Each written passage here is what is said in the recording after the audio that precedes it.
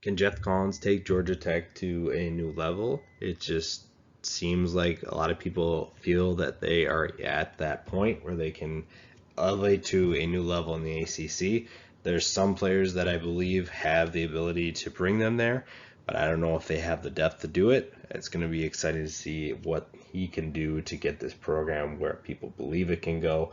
And some of these guys are going to be guys that you definitely have to watch on a weekly basis. At number 10, we have center Mikey Mcminahan. 19 games of experience. If you have a quarterback like Georgia Tech does, you're going to need an experienced center to work with him and settle him down at times, and they definitely have that. At number 9, we have wide receiver Malachi Carter, 290 yards and 3 touchdowns last year. They need a new go-to threat at wide receiver. Carter could be that guy. There may be a few other options that could be there. Passing attack definitely needs to do its part this year. At number 8, defensive end Keon White. The Old Dominion transfer had 19 tackles for loss in 2019 and should give them an instant boost at the position this year. At number 7, cornerback Jamar Walton. 5 passes defended and 2 picks.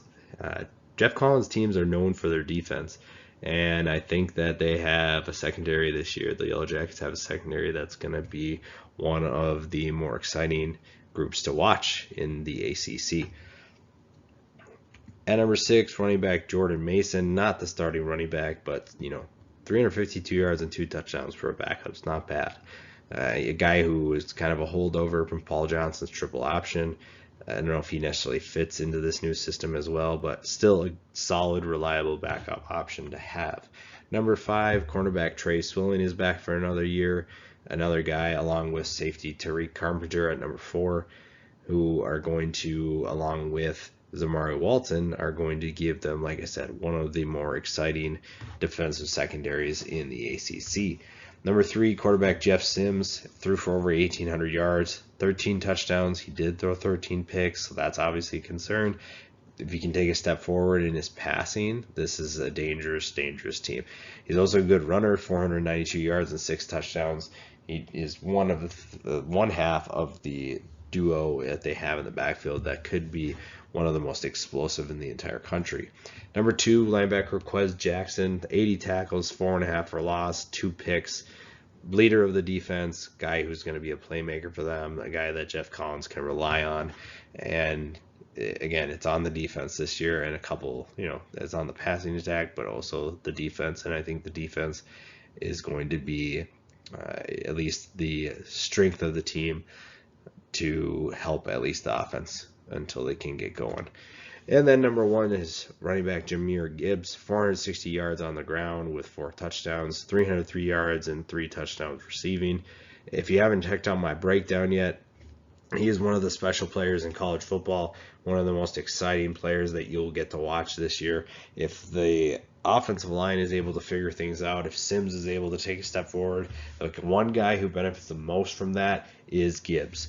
This is a guy who can make plays out of nothing. He can break 82 tackles if you need him on a certain play just to get 5 yards. But imagine what he could do if he had more time and more space to operate. If you haven't, like I said, you haven't checked out my film breakdown of Jameer Gibbs, go check that out. You'll understand what I'm talking about. This guy is super talented, just a player who doesn't get enough recognition for what he does. And it's because he always has to do more than his really should be asked of him. So Geoff Collins has a good team here, solid roster, a solid top 10. There are some questions within the top 10. It's just a matter of, Sims, can he take a step forward? Can the defense be what the offense needs them to be, at least at the beginning of the season? Can the offense actually catch up to where the defense is at? Does Jameer Gibbs stay healthy for most of the year? Because at a certain point, not that injuries are a concern for him, but at a certain point when you're doing so much, body's going to break down eventually. So he's going to need that for his longevity as well. And honestly, it's just going to be better for this team as a whole. Georgia Tech may not be a contender in the ACC, but man, they have some potential to be super exciting to watch this year.